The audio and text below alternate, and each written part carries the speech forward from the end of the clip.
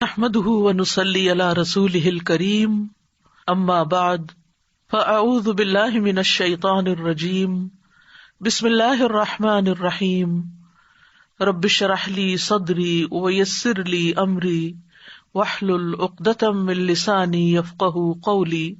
اللہ تعالیٰ نے ہمیں پیدا کیا، وہی ہمارا خالق، وہی مالک، وہی رازق، اور اسی کی طرف ہم سب کو لوٹ کر جانا ہے۔ دنیا میں ہم جو کچھ بھی کر رہے ہیں ان میں سب سے اہم ترین کام اپنے خالق کو راضی کرنا۔ اس زندگی میں جو کچھ بھی ہمارے پاس ہے وہ سب اسی کا دیا ہوا، چھوٹی نعمت ہو یا بڑی، سب اسی کی طرف سے۔ وہی ہمیں پال رہا ہے اور وہی سارے جہانوں کا رب ہے۔ گناہوں کے باوجود اگر ہم زندہ ہیں اور زمین پر چل پھر رہے ہیں اور اس کی نعمتوں سے فائدہ اٹھا رہے ہیں تو یہ سراسر اس کی رحمت ہے، ورنہ انسان صرف ایک دن کیا، ایک گھنٹے کے اندر ایسی ایسی غلطیاں کر جاتا ہے، باوجود کوشش کے، باوجود اپنے سے عہد کرنے کے، بندوں سے عہد کرنے کے کہ آئندہ ہم غلطی نہیں کریں گے، ہم پھر غلطی کرتے ہیں۔ اور اگر وہ پکڑنے پر آ جائے تو کوئی جاندار زندہ نہ رہے، کسی کے پاس جینے کا حق بھی نہ رہے، لیکن یہ اس کی رحمت ہے اور بے پناہ رحمت ہے کہ وہ ہماری ان غلطیوں سے درگزر فرما کے ہمیں مزید نعمتیں دیتا چلا جا رہا۔ لیکن ایک دن یہ سلسلہ ختم ہو جائے گا، وہ وقت جو ہماری زندگی کا آخری وقت ہوگا،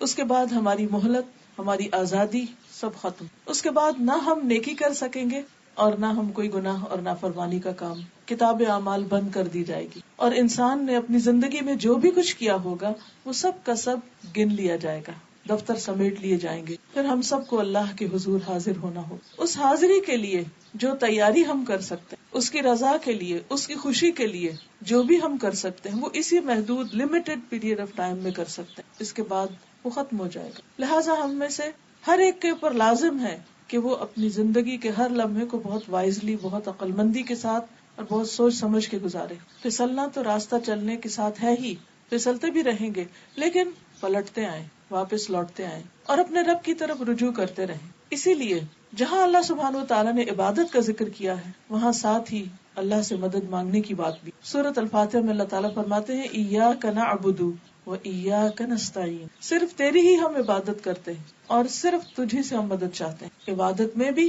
اور عبادت کے علاوہ باقی بھی زندگی کی تمام چیزوں میں، کیونکہ عبادت اس وقت تک مکمل نہیں ہوتی جب تک ہم اپنی چھوٹی سے چھوٹی اور بڑی سے بڑی تمنا اور مشکل اور پریشانی اور ضرورت ہر ایک کے لیے اپنے رب کی طرف رجوع نہ کریں۔ کیونکہ عبادت کا کیا مطلب ہے؟ محبت، اطاعت، عاجزی اور انکساری کے ساتھ اللہ کے آگے جھکنا، اور اس جھکنے میں جو اہم ترین اور پسندیدہ ترین چیز ہے وہ ہے اپنی ہر ضرورت کے لیے اللہ کے آگے ہاتھ پھیلانا، اللہ سے مانگنا۔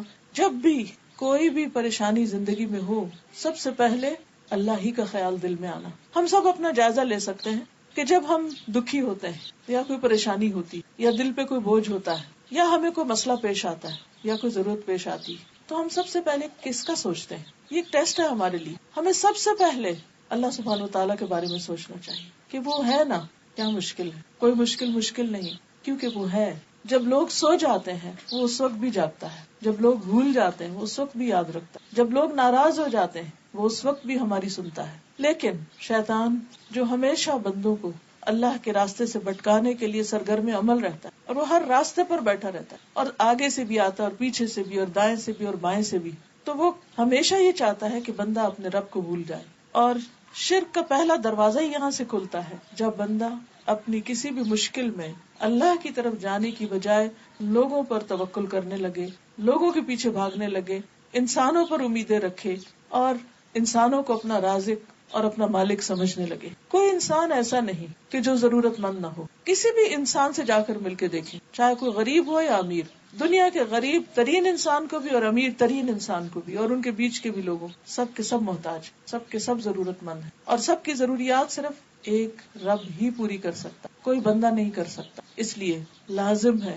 کہ ہم اول و آخر اسی کو پکاریں، اسی کی طرف رجوع کریں، اور اسی کو پکارنے کا نام دعا ہے۔ تو آج دعا سے متعلق کچھ چیزوں کی یاد دہانی کراؤں گی۔ معلوم ہم سب کو ہوتا ہے لیکن ہم پھر بھول جاتے ہیں، اور خصوصاً جب کوئی پریشانی آتی ہے تو اس وقت تو شیطان ضرور بلوا دیتا ہے کہ اللہ تعالیٰ ہے اور وہ سنتا ہے اور وہ مشکل آسان کرے گا اور ضرور کرے گا، کیونکہ ان اللہ علی کل شیء قدیر، بے شک اللہ ہر چیز پر قادر ہے. اسے کسی سے مشورہ نہیں کرنا، اسے کسی سے مانگ کے نہیں دینا، کیونکہ سب چیز اس کے کنٹرول میں، اس کے اختیار میں. نوح علیہ السلام کے بارے میں قرآن مجید میں آتا ہے سورۃ الصافات 75 وَلَقَدْ نَادَانَا نُوحٌ وَلَنِعْمَ الْمُجِيبُونَ، اور البتہ تحقیق نوح علیہ السلام نے ہمیں پکارا تھا جب لوگوں نے انہیں انتہائی تنگ کر دیا اور ان کی بات مان کر نہیں دیتے تھے، تو اس مشکل میں انہوں نے ہمیں پکارا تھا. وَلَنِعْمَ الْمُجِيبُونَ، ہم کتنا اچھا جواب دینے والے. اللہ نے ان کی دعا سنی، بہترین طریقے سے سنی، دعا قبول کی اور ان کی مشکل آسان کر دی. مشکل کتنی بھی بڑی ہو،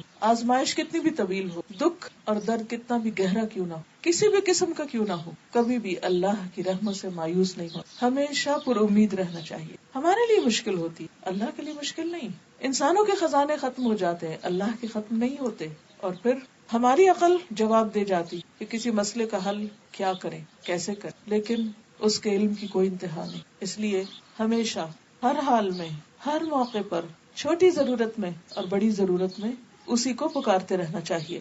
وَاذْكُرْ رَبَّكَ فِي نَفْسِكَ، بندوں کو پکارنے کے لیے تو اونچی آواز میں بولنا پڑتا ہے، چیخنا چلانا پڑتا ہے، لیکن اس کو دل میں تضرعا وخیفتاً، عاجزی اور زاری کے ساتھ، گڑ گڑا کے، چپ کے ودون الجہر من القول، اور آہستہ آہستہ زیر لب باتیں کرتے کرتے، بالغدو والآصال، صبح اور شام، ولا تکن من الغافلین، اور غافلین میں سے نہ ہونا. آپ کہیں بھی بیٹھے، مثلا کسی مجلس میں بیٹھے اور آپ کو ایک دھیان میں آتا ہے کہ میرا فلاں کام رہتا ہے، فلاں مشکل ہے، اچانک آپ کو کوئی خیال ستانے لگتا ہے. رات کو آپ سو رہے ہیں، اچانک آنکھ کھل جاتی اور آپ کو کسی چیز کے بارے میں سخت پریشانی ہونے لگتی. اب کوئی ایسا نہیں جس کے ساتھ آپ شیئر کریں، سب سو رہے ہیں، ہر طرف خاموشی ہے، کوئی سننے والا نہیں، کوئی آپ کے دل کا حال نہیں جانتا.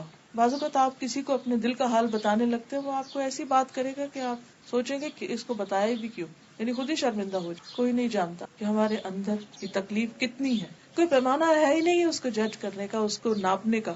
ہمارا بلڈ پریشر جاننے کے لیے تو آلات موجود ہیں، شوگر چیک کرنے کے لیے بھی ہیں، بخار ہو گیا اس کو بھی جان سکتے ہیں، لیکن اندر کسی کے دکھ اور درد اور زخم کتنے ہیں، کوئی پیمانہ نہیں، کوئی نہیں جان سکتا سوائے اس ایک اللہ. بعض باتیں ایسی ہوتی ہیں کہ جو آپ کسی کے ساتھ شیئر بھی نہیں کر سکتے. کچھ تو ہوتا ہے انسان اپنے بہن بھائی کے ساتھ، دوست کے ساتھ، رشتہ داروں کے ساتھ، قریبی لوگوں کے ساتھ، خیر خواہوں کے ساتھ شیئر کرتا ہے، ان سے مشورہ مانگتا ہے، ان سے مدد مانگتا ہے.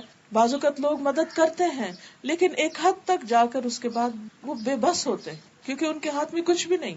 ان سب چیزوں کا مالک صرف ایک اللہ، اس لیے اسی کی طرف رجوع کرنا ہے. کیونکہ جب اس کے سامنے آپ اپنی ضرورت رکھتے ہیں تو آپ کو شرمندہ نہیں کرتا. بندوں کے سامنے آپ ضرورت رکھتے ہیں، بندے آپ سے بھاگنے لگیں گے، آنکھیں بند کر لیں گے، یا احسان جتائیں گے، یا کبھی شرمندہ کر دیں گے، اور کبھی دل کھول کے مدد بھی کریں گے تو آپ ایک بوجھ محسوس کریں گے، آپ احسان تلے بھی آ جائیں گے. اور بعض اوقات ہو سکتا ہے کہ آپ ان سے کچھ شیئر کریں، وہ آگے کسی اور کو بتا دیں، وہ آپ کا پردہ ہی نہ رکھیں، لیکن اللہ سبحانہ و تعالیٰ آپ کا پردہ رکھتے ہیں.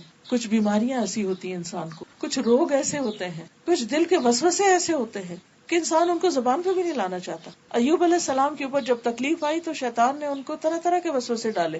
انی مسنی الشیطان بنصب وعذاب، کہ اس نے تھکا دیا، اس نے طرح طرح کے وسوسے ڈالے. بعض بیماریاں جسمانی نہیں ہوتی، قلبی بھی نہیں ہوتی، لیکن وہ ذہنی ہوتی ہیں کہ انسان کچھ چیزوں کے بارے میں کنفیوز ہوتا ہے، سارٹ آؤٹ نہیں کر سکتا. اس کو کسی چیز کے بارے میں رہنمائی، ہدایت چاہیے ہوتی ہے، گائیڈ لائن چاہیے ہوتی ہے، اچھا مشورہ چاہیے ہوتا ہے. پھر بعض اوقات انسان جن کے اوپر اعتماد بھی کرتا ہے وہ دھوکہ دے جاتے ہیں. بعض لوگ اس پر ناراض ہوتے ہیں کہ ان کے بہن بھائیوں نے ان کو چیٹ کر لیا، ان کو غلط مشورہ دیا، کیونکہ بھائیوں کے بیچ میں بھی جیلسیز ہوتی ہیں، جیسے حابیل اور قابیل کے بیچ میں تھی، جیسے یوسف علیہ السلام کے بھائیوں کے بیچ میں تھی. یہ خون کے رشتے ہیں، وہاں بھی جیلسیز ہیں. انسان کمزور ہیں، انسانوں کے اندر بازو کے جیلسیز ہوتی. آپ ان سے اعتماد کر کے مشورہ مانگ رہے، وہ آپ کو بالکل الٹی بات بتا رہے جس میں آپ کے لیے اور مصیبت ہے، آپ کو پتہ ہی نہیں کہ آپ دھوکہ کھا رہے ہیں. ایسے میں انسان سوچتا ہے کہ کہاں جائے. جس کا اللہ پر ایمان نہیں ہوتا، جس کو اللہ پر اعتماد نہیں، یقین نہیں، وہ یقیناً اس وقت پریشان ہوگا، وہ حوصلہ ہار جائے گا، وہ مایوس ہو جائے گا. لیکن جن کا اللہ پر ایمان ہوگا، جو واقعی اللہ کے بندے ہوں گے، وہ کبھی بھی مایوس نہیں ہوں گے. وہ چپ کے دل میں، لوگوں کے بیچ میں، کہیں بھی بیٹھے ہوئے، سوتے ہوئے، سو کے جاگتے ہوئے، کسی بھی حال میں اپنے رب کو پکار سکتے ہیں، کیونکہ رب دور نہیں، وہ تو ہماری شہرک سے بھی زیادہ قریب ہے، اس کو تو ہر چیز کا علم ہے. وَنَعْلَمُ مَا تُوَسْوِسُ بِهِ نَفْسُهُ، ہم تو یہ بھی جانتے ہیں کہ اس کے دل میں خیال کیا اٹھتے ہیں. ان اللہ یحول بین المرء وقلبہ، خود انسان کو اپنا وہ پتہ نہیں جو اللہ جانتا ہے اس کے بارے میں، تو اس لیے ہر حال میں اسی کو پکارتے رہنا چاہیے. قل من ینجیکم من ظلمات البر والبحر تدعونہ تضرعا وخفیہ، آپ کہیے کہ وہ کون ہے جو تم کو خشکی اور دریا کے اندھیروں سے نجات دیتا ہے، یعنی جب کشتیاں ڈوبنے لگتی ہیں تم اس کو پکارتے ہو گڑ گڑا کر اور چپکے چپکے کہ اگر تو ہم کو ان سے نجات دے تو ہم ضرور شکر کرنے والوں میں سے ہو جائیں گے. کیونکہ اس وقت انسان پھر اللہ سے عہد بھی باندھتا ہے کہ ہم اطاعت گزار ہوں گے. پھر ہم دیکھتے ہیں کہ تمام پیغمبروں نے اللہ رب العزت ہی کو پکارا جب بھی ان پر کوئی مشکل آئی، اور اللہ تعالیٰ نے سب انسانوں کے لیے دروازہ کھلا رکھا ہے. فرمایا وَإِذَا سَأَلَكَ عِبَادِي عَنِّي فَإِنِّي قَرِيبٌ أُجِيبُ دَعْوَةَ الدَّاعِ إِذَا دَعَانِ، جب میرے بندے آپ سے میرے بارے میں پوچھے کہ ہمارا رب کہاں ہے، وہ سنتا ہے یا نہیں، وہ مشکل حل کر سکتا ہے یا نہیں، تو ان کو بتا دیجئے کہ میں ان سے بہت ہی قریب ہوں، جب بھی کوئی پکارنے والا مجھے پکارتا ہے تو میں اس کی پکار سن. لہذا جب آپ دعا کریں تو اس وقت یہ یاد رکھیں کہ میری یہ دعا اس وقت میرا رب سن رہا، وہ سن رہا. کبھی غم کے مارے منہ سے بھی الفاظ نہیں نکلتے تو اس وقت سوچا کریں کہ اس وقت میرا رب میرے دل کا حال، وہ میری پریشانی سے، میرے دکھ سے واقف ہے، جبکہ اور کوئی اندازہ نہیں کر سکتا کہ میں کس حال میں ہوں. کیونکہ جتنا زیادہ اس بات کا یقین ہوگا کہ رب سنتا ہے، اتنا زیادہ آپ کا دعا میں دل لگے، اتنا شوق سے آپ دعا کریں گے، اور جتنے شوق سے آپ دعا کریں گے اور جتنی توجہ سے آپ دعا کریں گے اتنی ہی زیادہ وہ قبولیت کا درجہ پائے گی. اور پھر اللہ تعالیٰ صرف سنتے نہیں، اجیب دعوت الداع، میں جواب دیتا. گویا دعا کے وقت آپ اپنے رب سے بات کر رہے اور وہ آپ کو جواب دے رہا ہو، وہ دعا قبول کرتا، کبھی فوراً، کبھی دیر سے، کبھی اس کے بدلے اس سے بہتر عطا کر کے جس کا انسان کو اندازہ بھی نہیں ہوتا، اور کبھی آخرت کے لیے جمع. لیکن دعا رد نہیں ہوتی. یہ نہیں ہوتا کہ آپ مانگ رہے ہیں اور آپ کہتے ہیں قبول نہیں ہوئی، کچھ فائدہ نہیں ہوا، ابھی اور کیا مانگنی، اور کیا، کوئی فائدہ نہیں. ایسا کبھی بھی نہیں سوچے کہ فائدہ نہیں، ہر حال میں فائدہ ہے.